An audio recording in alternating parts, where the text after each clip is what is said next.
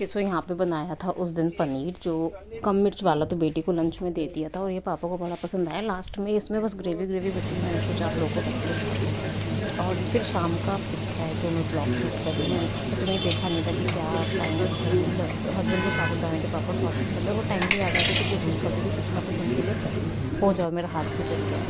फिर ये कल दोपहर में मैं बना रही थी, मतलब दोपहर में खाया। मम्मी क्या है ना 6 या 7 बजे तक खाना खा लेती थी, उस टाइम पर कड़ी बनानी पॉसिबल नहीं हो पाती, तो मम्मी ने कहा आज कड़ी बनी है सामने, तो मैंने दोपहर में चढ़ा दी ताकि मम्मी भी ना ताज़ी खा लेंगे, तो अगले दिन तो खाई लेंगे। तो वो ये बना ली और साथ साथ मैंने सोचा कि चाय को रोटी तो हम रोज़ खिलाई देते, रोटी के अलावा भी हम कुछ खिला सकते हैं, तो चूड़े बड़े शौक से खा लेते हैं, मूँग की खिचड़ी भी बहुत शौकीन है। तो बस मैंने पकौड़े के लिए बेसन बोला था ना, उसको तवे पे फैला के हल्के से नमक मिर्च रिफाइन डाल दिया, उसके ऊपर मैंने अपग्रेड करके कोई भी वेजिटेबल डाल सकती, मैंने टमाटर और थोड़ा सा पनीर उसके ऊपर लगा दिया था, जो मेरी बेटी ने लगा दीजिए कि बहुत 1/4 ही चुका और बस उसको खाई लेते थे। तो वेज में भी चली जाती है, बेसन तो आपको जानते हैं कि बहुत अच्छा सोर्स है जिसमें प्रोटीन भी मिलता है और बच्चे के लिए बच्चे की डाइट में होना चाहिए। तो ये मैं उसी के लिए चूल्हा बना रही हूँ, लंच में बनाती हूँ। और कल के लंच में था भिंडी। तो ये जो एक्स्ट्रा मेरे काम चल रहे हैं तीनों गैसों पे, आप देखेंगे तीनों गैसों की जरूरत है। तो ये थोड़ा सा मैंने पनीर भी, क्योंकि वो पनीर की भी शौकीन है, उसकी शौक जो है सारे अपने पापा पर है, तो थोड़ा सा पनीर भी मैंने कट करके डाल दिया है। और बस उस बेसन में नमक, बहुत हल्की सी काली मिर्च, थोड़ा सा गर्म मसाला और अजवाइन, ये चीज़ें मैंने डाली थी। और आप थोड़ा सा वो भी ऐड कर सकते हैं इन लोग।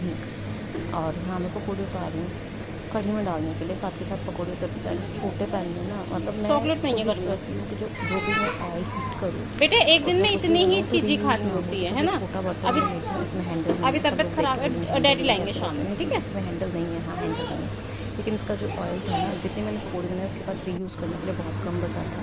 तो 2 बार में ऑलमोस्ट मैं जो भी पकौड़ी पकवान बनाती हूँ 2 बार में वो सारा ख़त्म हो जाता है। वो ज़्यादा रीयूज़ में ऑयल को नहीं करती हूँ क्योंकि वो बेनिफिशियल नहीं होता है हमारी हेल्थ के लिए। तो ये मैं सरसों के तेल में बनाती हूँ और ये साथ के साथ कढ़ी में डालती जा रही है। कढ़ी शाम में मैंने छूटी थी, रात को नियर अबाउट 6 बजे के आसपास हमने छूटी थी। और हमारे घर में चूहा था जो कल रात को पकड़ा गया, तो सुबह मेरी बेटी से बात कर रही थी। कौन है मानू ये? चूहा कैसे बात कर रहा है?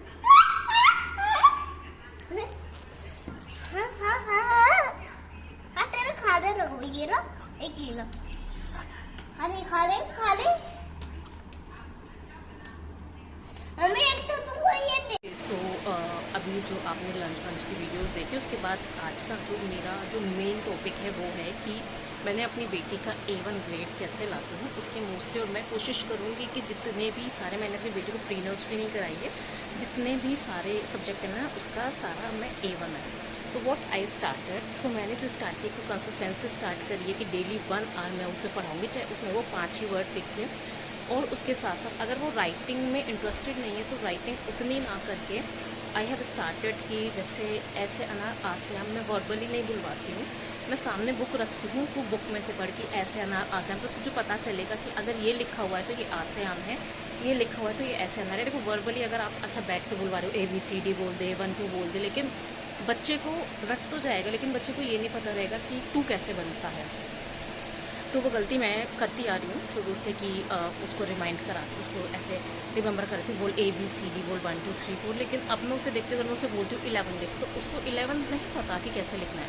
तो अभी मैं क्या करती हूँ कि जैसे लिखी हुई उसको काउंटिंग दे दी, फेरी पढ़, तो वो पढ़ती है 1 1 1 11 1 2 12 1 3 13। ऐसे ही मैं हिंदी की रीडिंग मैंने स्टार्ट कराई है, ऐसे इंग्लिश की रीडिंग स्टार्ट कराती हूँ। इनके स्कूल में क्या है कि बुक सारी वहीं जमा होती है, और कुछ बुक्स में ना जैसे क से कबूतर की जगह का कैसे कलम और कमल है, तो हम बच्चे को 2 से 3 वर्ड ही याद करा सकते, ज़्यादा नहीं करा सकते। तो इशू ये आता है कि मैं उसे किस तरह से पढ़ाऊँ।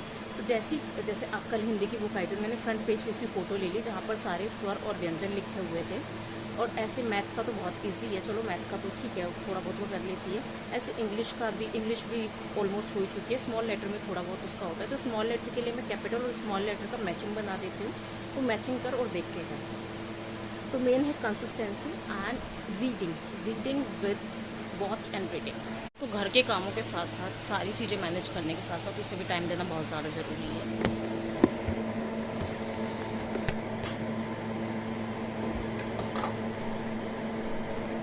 Outing is must. पार्क लेके जाओ, ऑल्टरनेट डेज में लेके जाओ, डेली मत लेके जाओ, गर्मी हो रही है, मच्छर है, ये ऑल्टरनेट डेज में लेके जाओ, प्ले करो, जो भी वो चाहती है इंटरेस्ट, उसका इंटरेस्ट को ना इन्हेंस करो, इनकरेज करो बच्चों को, तभी वो जाके आपके पास सुनेंगे।